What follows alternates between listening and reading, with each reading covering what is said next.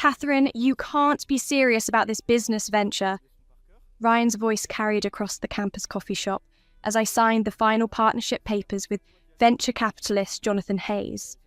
You're throwing away everything we built together. I looked up at my ex-boyfriend, noting how his perfectly styled hair caught the afternoon light. 6 months ago, I would have melted at that sight. Now, I felt nothing but mild amusement. What we built? I set down my pen and smiled. Ryan, we broke up 3 months ago. You're with Marina now, remember? His jaw tightened. Behind him, Marina Blackwood shifted uncomfortably, her designer handbag clutched against her silk blouse. The campus beauty queen looked every bit as stunning as always, but I could see the cracks in her confident facade.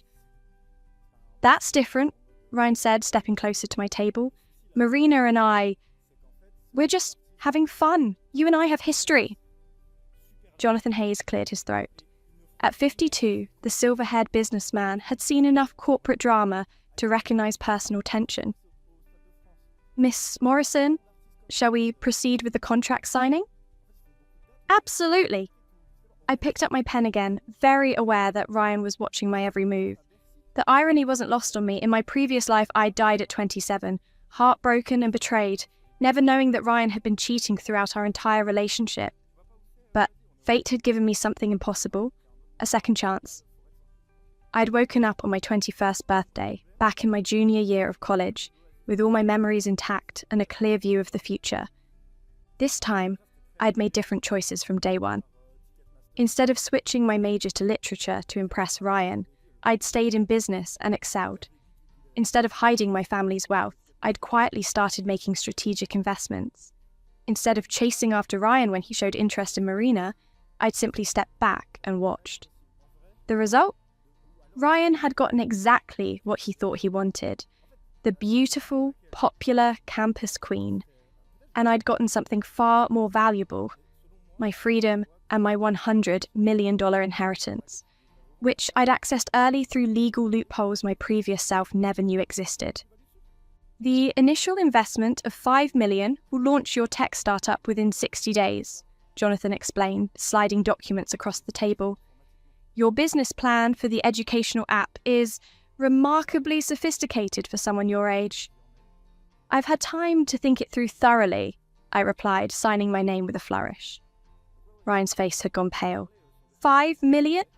Catherine, where did you get that kind of money? Marina tugged at his sleeve. Ryan, maybe we should go. This is awkward. For the first time since they'd approached my table, I looked directly at Marina. She was undeniably gorgeous, all golden hair and perfect features. But I could see the discomfort in her blue eyes.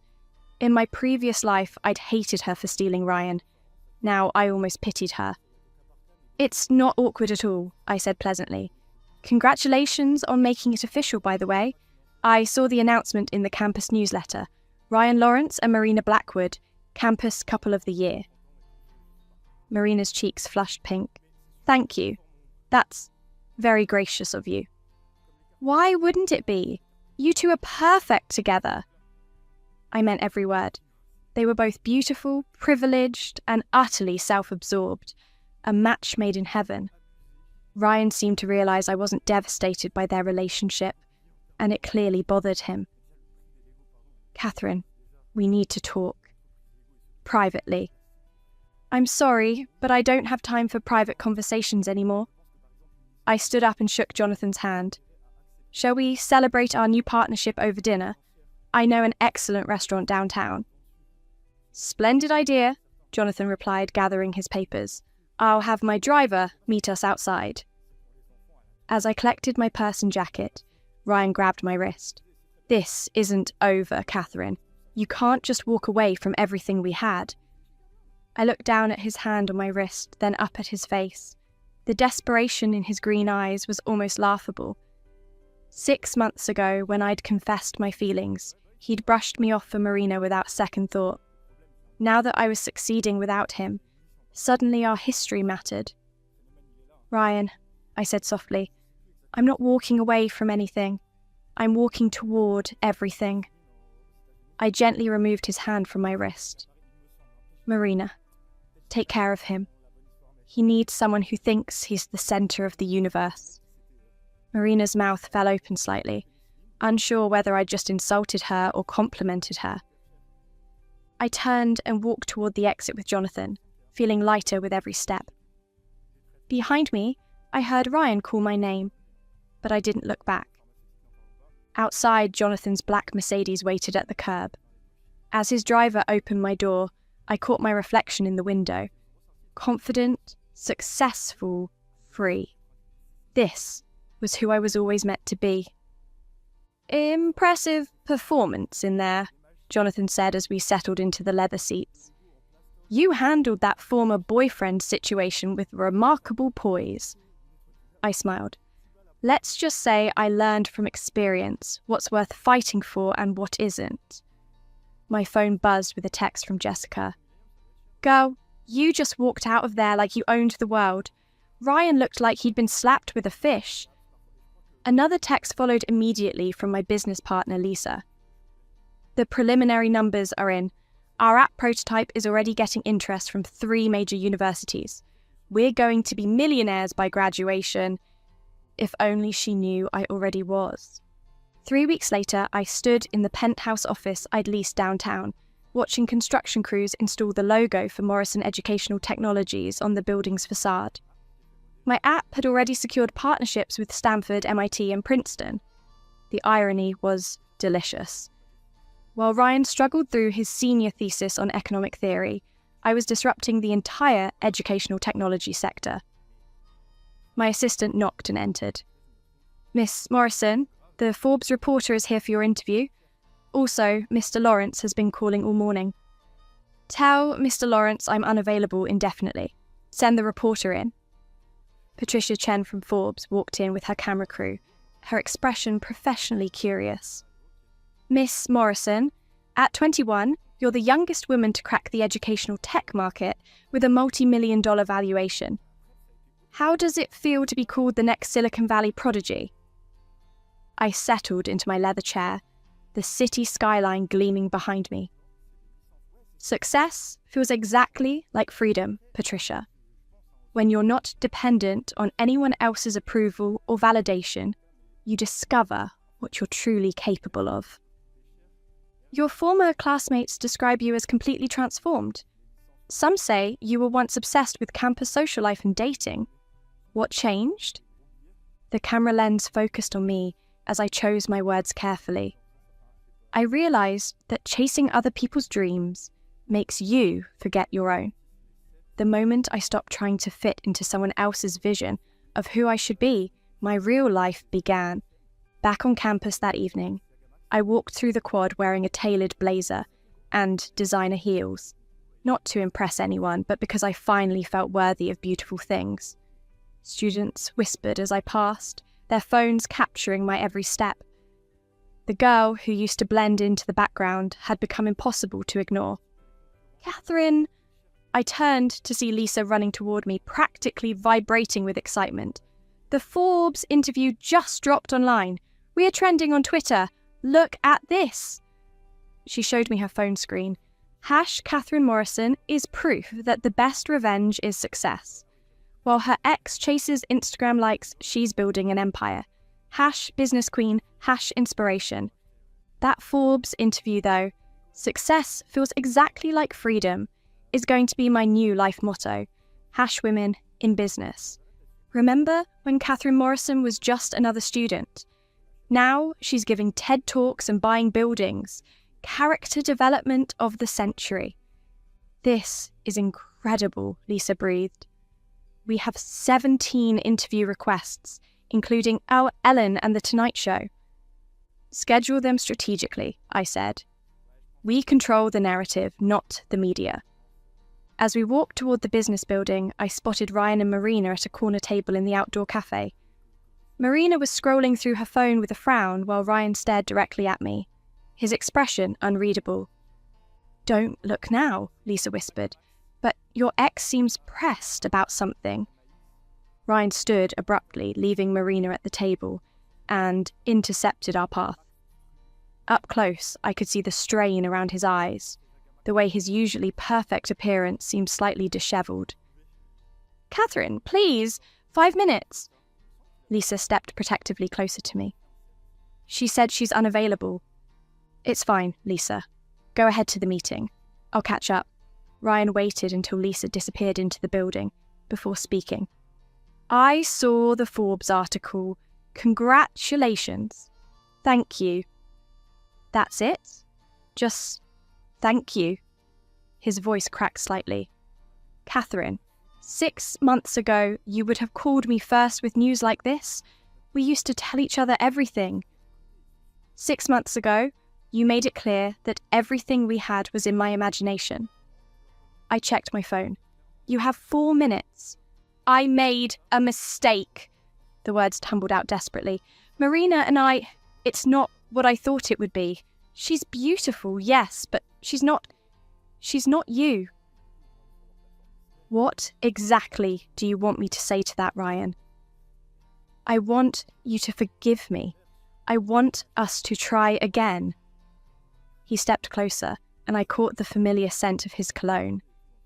In my previous life, that smell would have weakened my resolve instantly. Now it just reminded me of wasted time. "Ryan, you didn't make a mistake. You made a choice. You chose the campus beauty over the girl who loved you unconditionally. The only difference is that now you've realised what that choice cost you." "So, there's no chance, not even if I break up with Marina right now?" I looked past him to where Marina sat alone, clearly uncomfortable and checking her phone obsessively.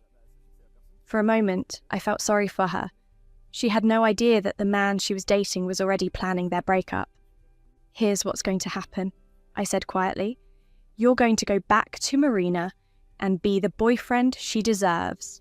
You're going to stop calling me, stop showing up at my events, and stop pretending that your sudden interest has anything to do with love instead of my success." His face flushed red. "So, that's what you think? That I only want you back because you're successful now?" "I think you're the same person who ignored me for 2 years, until I became unavailable. I think you're the same person who chose social status over genuine connection. And I think the only thing that's changed is that now I'm the one with the status you want to be associated with." Ryan's mouth opened and closed, like he was searching for an argument, but we both knew I was right. "I have a board meeting in 10 minutes with investors who are offering me $50 million for a 20% stake in my company." I adjusted my purse strap and smiled. "I hope you and Marina are very happy together. You really are perfect for each other. You both always want what you can't have." I walked away from him for the second time in 3 weeks, but this time I felt him watching me until I disappeared entirely from his sight. Inside the business building, Lisa was waiting with barely contained excitement. "The investors are already here, and they brought lawyers. Catherine, I think they're going to offer us more than we expected." As we rode the elevator up, my reflection caught in the polished doors. The woman staring back at me bore little resemblance to the heartbroken girl who used to cry herself to sleep over Ryan Lawrence. This version of me had learned the most valuable lesson of all. The only person worth chasing was myself. The board meeting exceeded every expectation. $65 million for 18%. As I signed the contracts, my phone buzzed with a message from Jessica. "Emergency. Marina's having a breakdown in the dorm bathroom." "She's asking for you." I excused myself from the celebration and drove back to campus. The contradiction felt surreal, leaving a room full of Silicon Valley executives to comfort my ex-boyfriend's current girlfriend in a college dormitory. Marina sat on the bathroom floor, mascara streaking down her cheeks, clutching her phone like a lifeline. When she saw me, her perfect composure cracked completely. "I know you have every reason to hate me," she whispered, "but I don't have anyone else to talk to." I sat beside her on the cold tiles, noting how small she looked without her usual confidence. "What happened?" "Ryan's been different since your Forbes interview came out. Distant, critical, Today, he told me I was too focused on appearances, that I needed to be more substantive like you. Her voice broke. He's comparing me to you constantly, and I can see it in his eyes. He regrets choosing me. The irony cut deep. In my previous life, I'd been the one crying over Ryan's indifference while he pursued Marina. Now she was experiencing the same torture I'd endured. Marina, you didn't steal him from me. He made his choice freely. But you loved him first, and you're brilliant and successful and everything I'm not. She looked at me with genuine pain. I know I'm just a pretty face. Everyone knows it. Even my own parents only value me for my appearance. I studied her carefully. Behind the beauty queen facade was someone as insecure as I'd once been, just manifesting it differently. You want to know the truth about Ryan? I asked gently. He doesn't actually want either of us. He wants the idea of us. He wanted me when I was the devoted girlfriend who made him feel important. Now he wants you because you're the trophy that makes him look successful. But the moment either of us stops serving his ego, we become disposable. Marina wiped her eyes, smearing her makeup further. So, what do I do? You figure out who you are when you're not trying to be what someone else wants. Trust me, it's the only way to find actual happiness.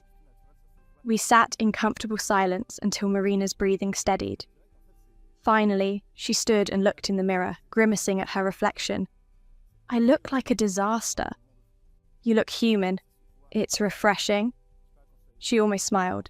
Catherine, thank you for not gloating, for being kind when you didn't have to be. 2 days later, the campus exploded with gossip. Marina had broken up with Ryan publicly, right in the middle of the dining hall during peak lunch hour. According to witnesses, she'd stood up and announced that she deserved someone who loved her for more than her appearance. I was reviewing quarterly projections in the library when Ryan found me again. This time, he looked genuinely desperate. Are you happy now? He demanded, his voice carrying across the quiet space. Several students looked up from their books, phones already out to record whatever drama was about to unfold. I don't know what you mean, I said calmly, not looking up from my laptop. Don't play innocent. Marina told me you two had some heart-to-heart in the bathroom. Suddenly, she's giving me speeches about self-worth and independence. This is your revenge, isn't it? I finally looked at him. His hair was unkempt, his designer shirt wrinkled. The golden boy facade was crumbling. Ryan, Marina made her own choice, just like you made yours 6 months ago. 6 months ago, you were nobody. You were just another scholarship student with mediocre grades and second-hand clothes. His voice rose, drawing more attention. Now you're some tech mogul, and everyone acts like you're untouchable? The library had gone completely silent. Every phone in the room was pointed at us. I closed my laptop slowly and stood up, my voice steady and clear. You're right. 6 months ago, I was someone who thought her worth depended on your attention. I was someone who changed everything about herself to earn your love. But here's what you never understood. I was never actually nobody. I was just somebody who didn't know her own value yet. This is about money, isn't it? You think because you're rich now, you're better than everyone? This isn't about money, Ryan. It's about self-respect. Something you clearly know nothing about, considering you just insulted your ex-girlfriend and your other ex-girlfriend in the same breath. He stepped closer, his face flushed with anger and humiliation. You think you're so smart, so successful? You'll crash and burn, Catherine. Nobody rises this fast without falling harder.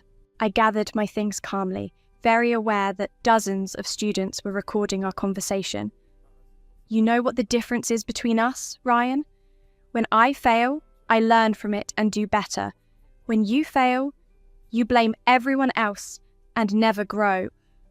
I walked toward the exit, but his voice followed me. This isn't over. You can't just dismiss me like I'm nothing. I paused at the library doors and turned back. The entire room was watching, waiting for my response. "Ryan," I said clearly, my voice carrying to every corner of the space, "you dismissed yourself the moment you decided I wasn't worth fighting for. I'm not dismissing you now. I'm just finally agreeing with your original assessment." The silence that followed was deafening. Outside, my phone exploded with notifications. The library confrontation was already viral across campus social media. But one text stood out from Jessica. "Girl, you just ended that man's whole career in front of half the school. Also, did you know Marina's starting her own nonprofit? She said you inspired her."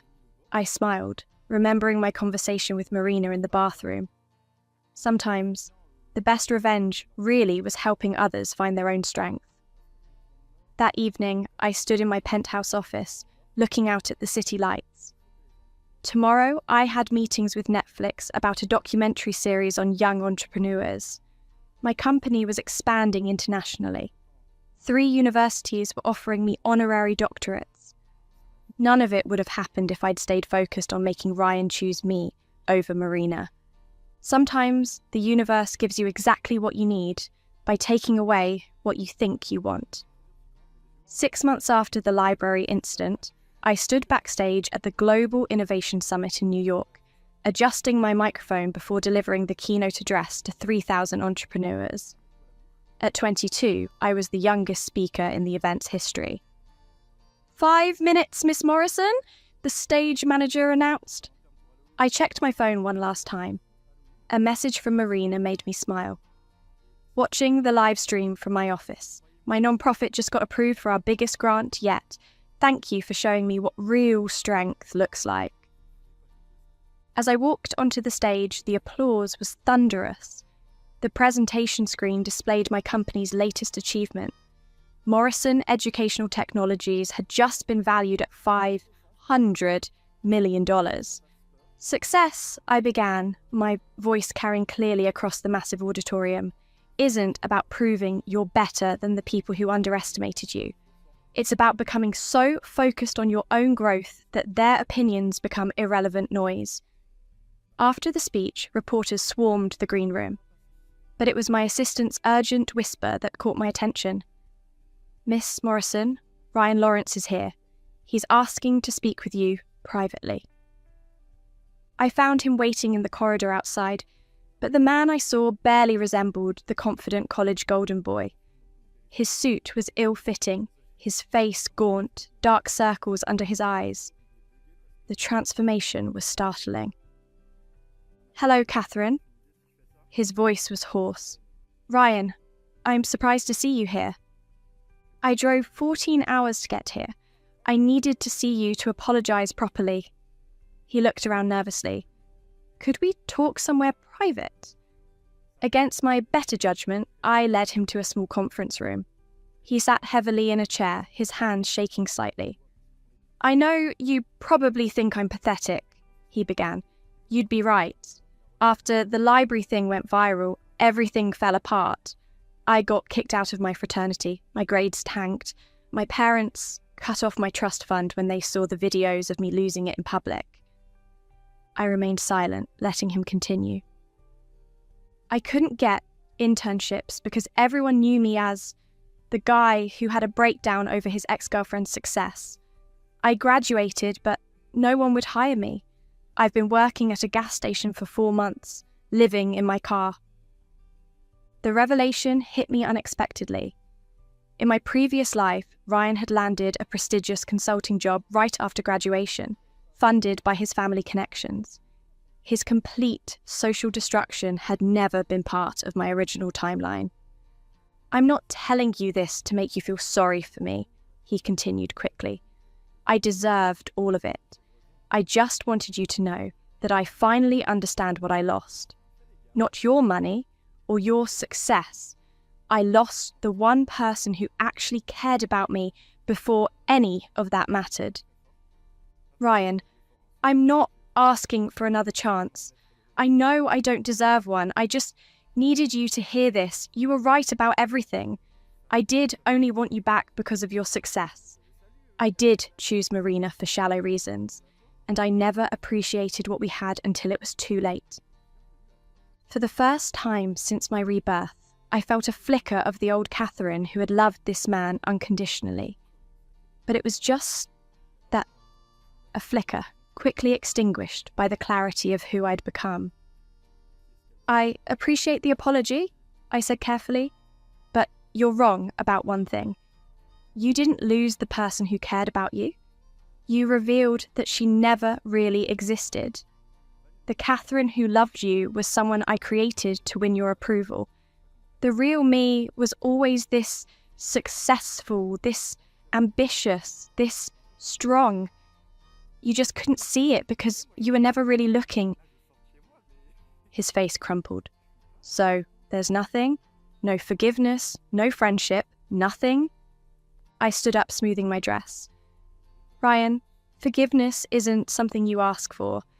It's something you earn through changed behaviour over time. As for friendship, that requires mutual respect, which we've never actually had. What can I do? How can I fix this? You can't fix this, but you can fix yourself. Stop trying to get back what you never valued properly and start building something new. I moved toward the door. The gas station job? That's honest work. There's dignity in that if you let there be. As I reached for the door handle, he called out desperately, "Catherine, please, I love you." I turned back one final time.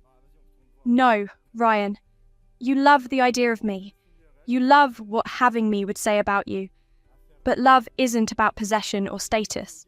It's about seeing someone clearly and choosing them anyway. You never saw me at all. I left him in that conference room and never looked back. A year later, I stood in my corner office in San Francisco, now overseeing $1 billion empire. My assistant knocked and entered with the morning news briefing.